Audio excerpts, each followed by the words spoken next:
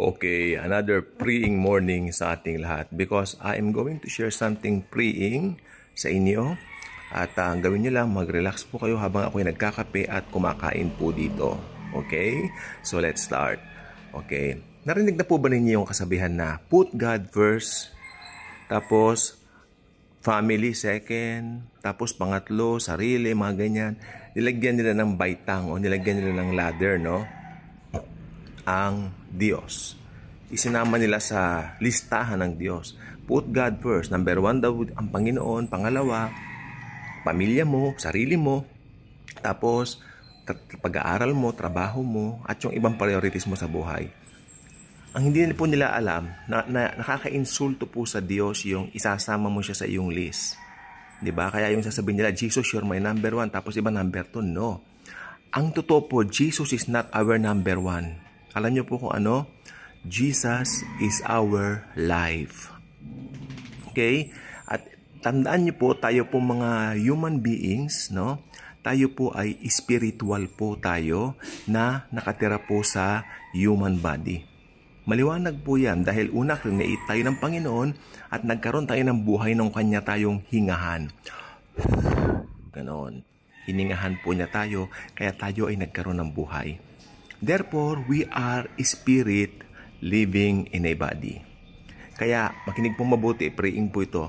Kaya kahit ano ang gawin mo, ini-enjoy mo ang hobby mo, no? Mahilig kang manood ng movies, mahilig kang umawit, no? Sa karaoke, sa video okay. Tandaan mo, pag ginagawa mo yan, napaparangalan mo rin ng Diyos dahil you are spiritual na nakatira lang sa body. Lumaya na po tayo sa mga maling kaisipan. Nilagay nila ang Diyos sa listahan. Yan po ay nakaka-insulto at unbiblical in the first place. Tandaan po ninyo sa Colossians chapter 2 verse 9, you are complete in Christ. Maliwanag po yan sa Bible. Pag sinabi ng Bible na you are complete in Christ, hindi niya kinakategorize kay yung pagiging kumpleto mo. Hindi nito kinakategorize kung sino yung nakatira sa'yo. Sinabi lang niya sa'yo, you are complete in Christ and that's all. Wala itong kasamang susunod, walang sasamang, no, pag sinabi mo, Jesus is your everything, nandoon na po lahat ng yon. Included na po lahat doon yon. Okay? Hindi po ito yung tipong number 1, number 2, number 3, si Jesus number 1, number 2, number 3 yung iba. Hindi po ganun.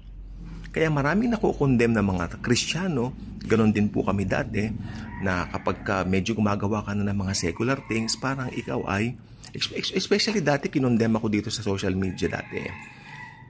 Sabi niya, nagparinig siya, nag-post.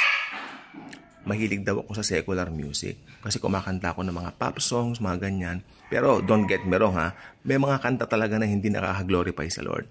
And I suggest, don't listen to it. Pero may mga love song naman like Air Supply, Michael Bolton, Carpenters, Bee Gees. Magaganda po ang mga ito. No, pag gano'n naman po, pwedeng pakinggan. Okay? Depende na po yan. Depende lang po yan kung ano yung lyrics. Pero kung maganda naman yung lyrics, love song yan, o kaya may kinalaman yan sa kalikasan, abay, tangkilikin po natin kasi magaganda pong talaga yan. Okay? So, panahon na po para lumaya po tayo mga mananampalataya doon sa maling kaisipan na put God first and the rest sa kabila. Parang hiniwalay nila ang Diyos sa secular. Actually, hindi po hiwalay ang Diyos sa secular. Dahil when you say Jesus is your everything, it includes there already. And right now, there's someone na tumatawag po sa akin. So, putulin ko muna rito. Again, we are free. Huwag papadaya at huwag papaloko at huwag na magpaaliping muli. God bless. May tumatawag eh.